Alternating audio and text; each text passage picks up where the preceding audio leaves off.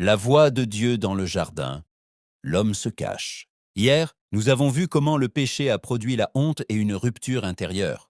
Aujourd'hui, nous considérons Genèse chapitre 3, verset 8. La parole de Dieu dit: Ils entendirent la voix de l'Éternel Dieu qui parcourait le jardin à la brise du jour. Et l'homme et sa femme se cachèrent loin de la face de l'Éternel Dieu, au milieu des arbres du jardin. Ce verset révèle quelque chose de profond.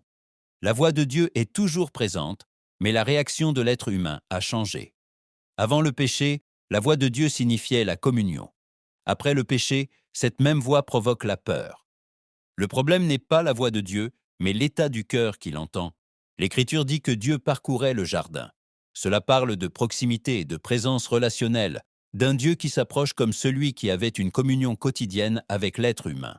Le péché n'a pas changé Dieu, il a changé l'homme. Il est aussi dit que cela se produisit à la brise du jour, un moment de calme et de rencontre. Dieu vient de la même manière.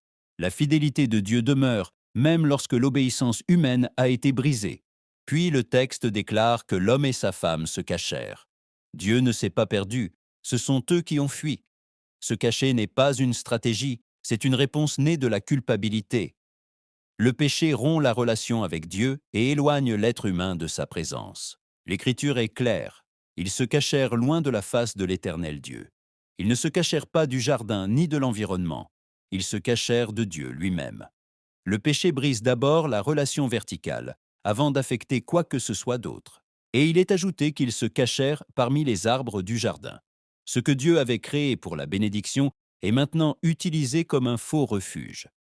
L'être humain utilise la création pour fuir le Créateur. Ce verset nous laisse une vérité ferme. Dieu continue de s'approcher, et l'être humain, marqué par le péché, se cache. Le péché n'a pas réduit au silence la voix de Dieu. Il a altéré la disposition du cœur humain devant Dieu. Pourtant, Dieu s'approche encore, car son dessein n'est pas de perdre l'être humain, mais de restaurer la relation. L'écho de la voix de Dieu.